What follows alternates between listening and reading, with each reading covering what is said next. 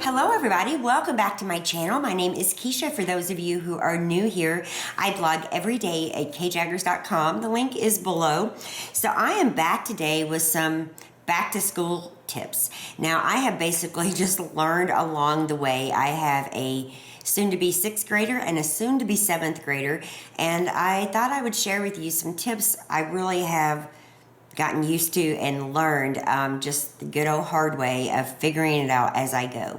And I hope these are helpful. Depending on your child's age, you know, all these tips will vary. Well, most of them will vary. And, you know, I was looking on my videos and I was rearranging my playlist, and I realized I had never done a video like this, which is kind of strange.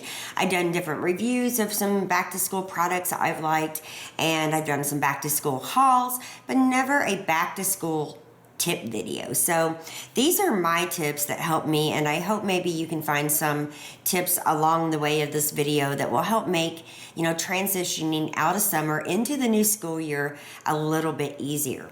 So I think where I'm going to start, because I've got a lot that I want to talk about, is some things to do before school. So some of the main things I like to get done are the doctor's appointments, the dentist appointments, the eye doctor appointments. I like to make sure those are done before school starts so the kids don't miss any time at school. And, you know, if your child's in sports, you're probably going to need a physical anyway. So like in our family, we always schedule those for usually 2 to 3 weeks before school starts. Now, my children are with their father this summer, so they are coming, you know, are having to go a little bit later, but we already have them scheduled, and I think it's really important that you knock those appointments out as soon as you can.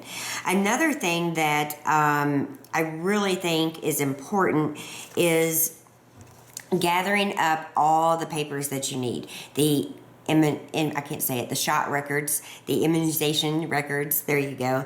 All the kind of medical stuff that you will need if your child is in sports of any kind. Sometimes the school requires physicals depending on what school your child's in. And I always like to call the school and make sure, you know, what paperwork is needed. But more than that, I like to go to their website, like, I don't know, a month before school starts. They really usually start updating the websites, and it's going to tell you about the school. And it's important, especially if it's a new school to your child. It's nice to know what they have going on. The website usually tells you the registration times and the meet the teacher times, and the school supply list, the schedule for the year. They sometimes have tours on there of the school. And so I think if you can get to a computer, and even if you don't get to a computer often, make time to go to your local library and find the school website. It's just going to take a few minutes, and it's going to give you a ton of useful information that you can use throughout the year. Also, if you are somebody who needs like food assistance with your child at school, usually those forms are on there, and if you get those done ahead of time, it makes life a lot easier. And you still see, you know, if you are paying cash for your child's lunch, or you're wanting to see if it's a healthy kind of lunch, or if it's a lunch your child's even going to eat, they usually have the menu right up there as early as a month before for parents to see. So I always recommend definitely checking out the school's website. There's tons of information on there. Another thing that is important is school shopping. We all have to do it. And depending on how many children you have, it can be a very daunting task. So I think you need to get your school supply list ready. And when you have multiple children, I think it's great to have one master list, just one. Write down every single supply that you're going to need, and then look for the deals each week and buy things one at a time if you need to. That will give you the most savings instead of going and getting it all at one time. Now, we are a family, Ashley, that goes and gets it all at one time, but we generally shop at Walmart, and the prices are pretty low there, so I'm satisfied with that. But if you are really trying to save your money and shop the sales, then make your school supply list as early as you can. Again, going to that website helps. I do know, like Walmart Walmart and Target and Kmart have the big school supply area where you have all the papers of, each school's supplies. Very, very helpful. But a master list really helps if you're trying to shop the sales, because you can just cross it off as you get it. And a master list still helps if you're going to Walmart with 2 or 3 kids. You kind of know how much you need of each thing, and it makes it so much easier. You can also combine getting the items on sale with, like, say, your grocery hauls or your household hauls, just kind of combining them in and picking them up as they are going on sale. You can also call your favorite store and find out, when their back to school sales start. So by the time this video goes live, there's pretty much going to be sales going on everywhere. And August is the second busiest month for clothing retailers. You can find tons of sales, and as early as, late July. So make a master list again and go through your child's closet. Figure out what doesn't fit no more, what needs to be donated, what can be worn into, the next school year, and make your list according to what they need. It really does help, because a lot of times you find out at the beginning of the school year, when you're going through the closet and you're figuring out what you need, that the underwear are too small for your child, or their socks are really getting a little too small. So you can take note and pick up what you need. We generally buy a package of socks for each child. Obviously, we buy 2 or 3, maybe 4 pairs of jeans, shorts, different things that they will use, and we just pretty much buy a little bit of everything. But if I notice that Jackson needs more t-shirts, we will definitely add more to it if need be. Or say Brittany needs more shorts for cheerleading practice, or like little practice outfits, we can definitely add those to the list too. It's just a great time to take inventory of what your child fits in and what they don't.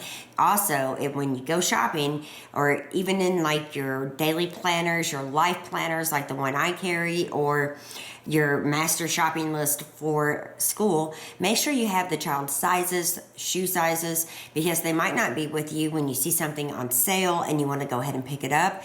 A good tip is put their sizes in your phone. It's usually always with us, and take that around with you and have it. So if you see something, you know what size to get. Sometimes I get confused with the kids' different sizes, and I have made mistakes. So it's very important just to keep it on your phone or in your planner and have it with you when you go shopping. And speaking of the phone, there are some apps that really do make the school year run more smoothly. TeamSnap is a great app that manages like the sports activities and their calendars and all of that right in your phone. Another one that I like is Shop Savvy, especially for clothing and expensive school supplies, when you have to buy those calculators and all kinds of expensive school supplies. Shop Savvy, you just scan the barcode with your phone, and it lists all the places that you can find that particular item and how much it costs, allowing you to find the cheapest one in your area. So I really love Shop Savvy. I love it. And I also like Mental Case, and that is an app, and I will link these apps below. That is an app that will kind of give you like a flashcard kind of system to help your kids study, and it's great for kids with iPads and computers, and even your phone when maybe you're sitting at a restaurant and the kids are bored. We all give them our phones a lot of times. Use that app when you're sitting there and get a little extra study time in. Why not? Another part of before school is practice runs. And this is really, really important for children in new areas and children who are going to a different school. They're coming from elementary, going into middle, they're coming out of middle, going into high school. Practice runs are important. Finding out where the bus stop is, especially with younger children. I'm not too fond of bus stops, and I don't mean to scare you guys, but I watch Nancy Grace a lot, and a lot of kidnappings happen at bus stops. I really don't believe in just dropping your child off, a mile down your road, if that's where the bus stop is, and just coming back home or making them walk there. Times have changed. I think practice runs to where the bus stop is, how long it's going to take your child to get home. You need to know those things. You need to know where the bus is going to pick the children up, where the bus is going to drop the children off at, what time that's going to happen, and where that's going to be in respect to your house and how far that is away, and try to make an educated decision based on your child's age. Obviously, the older you get, you worry a little bit less about them, so much being like kidnapped, but keep that in mind because it's really something that we should all worry about, and our house, thankfully, overall, at least last year, because Jackson is switching to a new school, we would drive him every morning and the bus dropped him off right here in front of my driveway. I loved it. Now, I'm not sure where the new bus is going to be dropping him off at. And, if your gut instinct says it's too far, it's not good for your children, especially, if you live in an area where it's really cold a lot and you just don't feel safe, don't do it. Find another alternative. There are other alternatives. There's carpooling, and sometimes you need to get into the school and meet some of the families and some of the, other parents. But you can always talk to your teacher when you do, like meet the teacher night. You can always talk to your teacher and ask them about carpools and all that kind of stuff. And sometimes, like in our schools, during registration time, they do have like little booths set up throughout the school that emphasize, that kind of stuff, that have back to school programs, have after school programs, that have carpool programs. So keep in mind, you want to really know where your children are getting on and off the bus if they are in fact riding the bus, and how long it takes them to get home. That's really important. Most of the time, my son just kind of drags his feet up the driveway, and if it was a long way, I would still worry because, you really need to know how long it takes them. Another thing, especially if it's a new school and you're driving, you don't want to wait till the first day to really find a good route. Really kind of go through it, especially with the morning traffic. Do a couple dry runs. Make sure you can get to the school on time. And, it's really important that you set aside time in your morning so the kids can eat. You can get everything ready. We'll talk about that in just a minute. But make sure you have time in the morning to do all that stuff with going to school if you're driving them or getting them to the bus stop or whatever it is. You need plenty of time. Another thing I like to do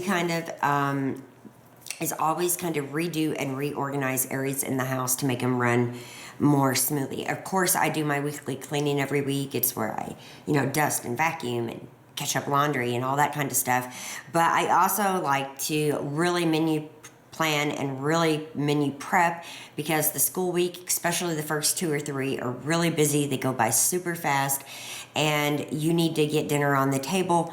So I like to do as much menu planning and menu prep as possible. I also like to stock the freezer with as many meals that I can that are fast.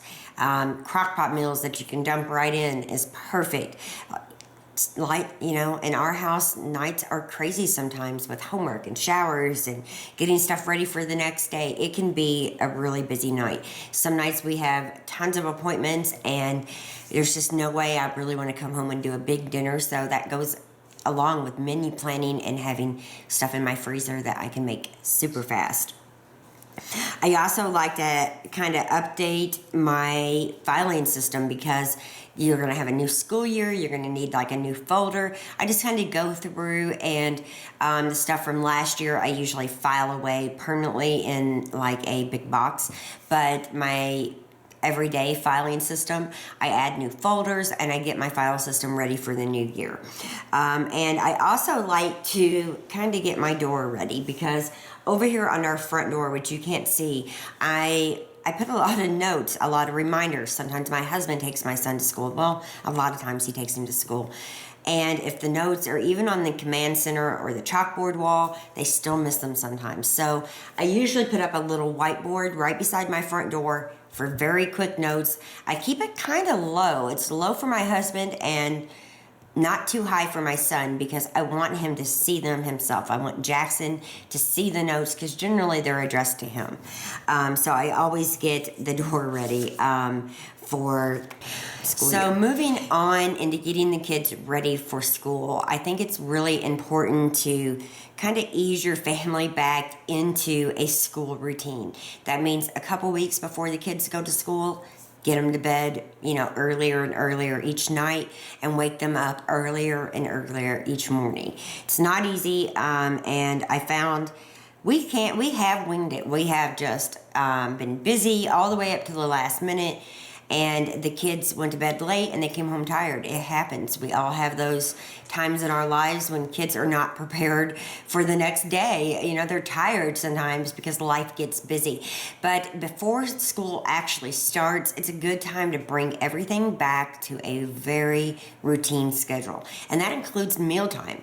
So while Scott and I have had the summer alone, we've been eating from 7 to 9 p.m. It just has been us, two adults, and our eating schedule is later. My husband works till 7 every night except Saturday, so we generally eat at 8, but that doesn't happen during the school year. During the school year, Jackson is eating generally about 6 p.m., and Scott is warming up a plate almost every night. It's hard, but if we sit down that late, Jackson goes to bed about 9, and he's eating too early. The more family dinners you can have, the better. I generally always eat with him. And then on Scott's off day, which is usually Wednesday and Saturdays, because it doesn't matter how late Jackson's up, we definitely have dinner together. And then on Sundays, we generally have dinner together too, because we're home together, and we still have that one just a little bit earlier though. But definitely get your routines and time management back in place. Get the kids to bed earlier, wake them up earlier, and get mealtime back on a earlier schedule if you're like us. Another thing that I think is really important is getting a command center ready. So I've done 2 videos on the command center, I think. I know I did an updated one, and I'll put both links right here. You can check them out. They will open to another window, and you can watch them when this video is over if you wish. They really do help. I like a calendar where everybody can see what's going on. I like places for notes. Right now we're using a file system, and we are using the chalkboard wall. So I will update you very soon on that. And I have like an Erin Condren monthly calendar that is coming, and I will use that for our family planner. And I keep a life planner with all of the stuff in it anyway. It's kind of redundant, but I do that because I want Jackson to see what's going on. I want Scott to see what's going on.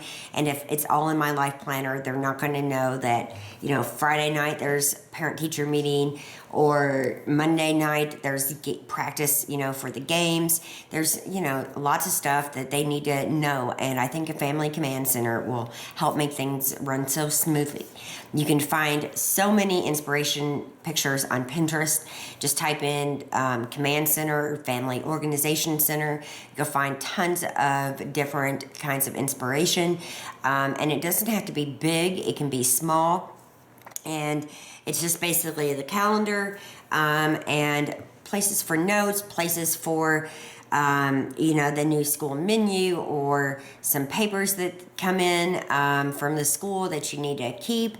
I like a command center where everything has a place, and taking time to make one really does help. It keeps the class assignments, out in the open. If you write down when things are due or when projects are due, it keeps sports schedules and field trips and menus. All that stuff is housed in one place. It could be a big pegboard. It could be a push board. It could be a whiteboard that, you have places where you can pin. I have one where you have places you can pin stuff and write on. It can be however you need it to be, but go ahead before school starts and get that done. It will really help things. You can use a cabinet in the kitchen if you need to.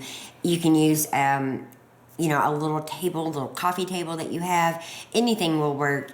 You don't necessarily have to use the wall. I just find the wall a lot easier. Another thing, especially with little kids, they get homesick. So having talks with them before school starts to kind of help anxiety really helps. I also find that sending them with a note and a picture from maybe mom and dad the first day of school helps. My kids don't really have that anxiety anymore, and we don't really worry about that. But again, going over things beforehand, doing dry runs and going over the school and where they're going to be is very important to, easing the anxiety of maybe a new school, a new school year, and makes things easier for the kids. Let's move on into lunches. So my kids do a variety. They take their lunch, they eat their lunch there sometimes. It's just a variety. Now, lunch boxes are important. There's tons of really great designs out there. My personal favorite is the Rubbermaid lunch blocks. This is not sponsored. I bought it with my own money. I did a huge review on it. You can click here and check that review out. They stack together. They're really nice, and they have worked super well through 2 school years for us now, and we love them. I think that you can find them at Kmart. I'm not sure about Walmart because I haven't seen them there, but the links are in the blog post, which is listed in that video.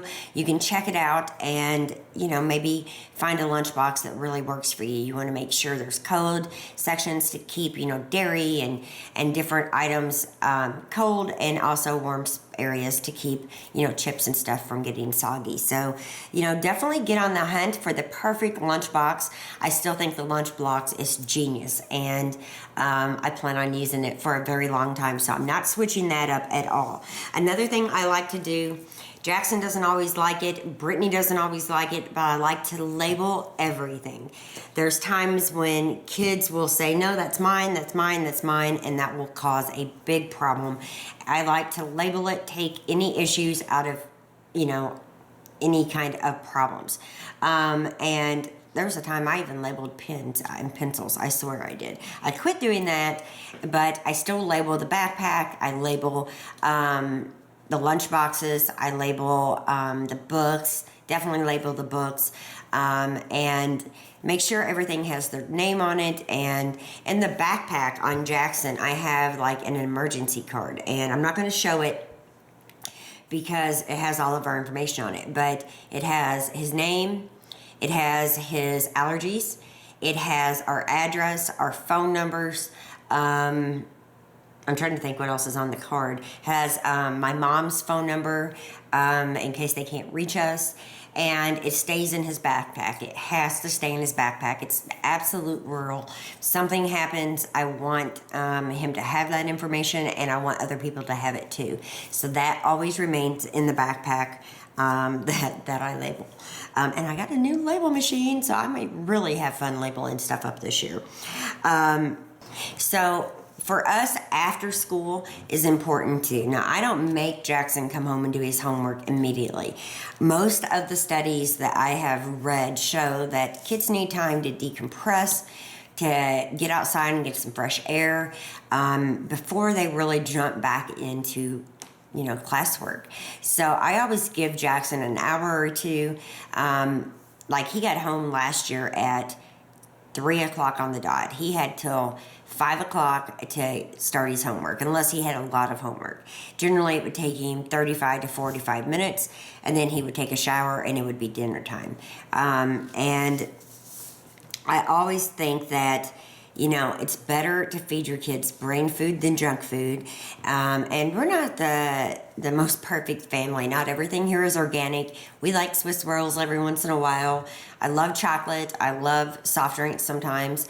But I do try to make sure Jackson has more brain food, more fruits, because that fructose in the fruits is converted to energy. That's why fruit is a great breakfast option for children in the morning.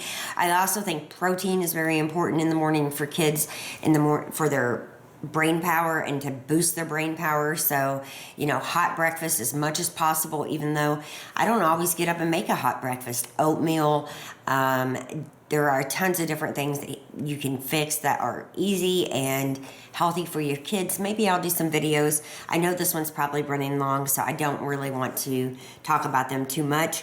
But after school snacks are great, especially fruit and maybe some apple and peanut butter, or some peanut butter and crackers, which my son hates, are all great treats to give them after school. And every kid that I know wants something to eat as soon as they come home. So make sure it's really good food that will help propel them into the night and help, boost their brain power whenever they are going back to focus on homework. Homework and homework stations are important. You can check out the homework station that I have right here, and it helps. It helps kids not, say they can't find a pencil or find an eraser or any of that stuff. So a homework center is really important, I think. You can make them in so many ways. I made it in that teapot.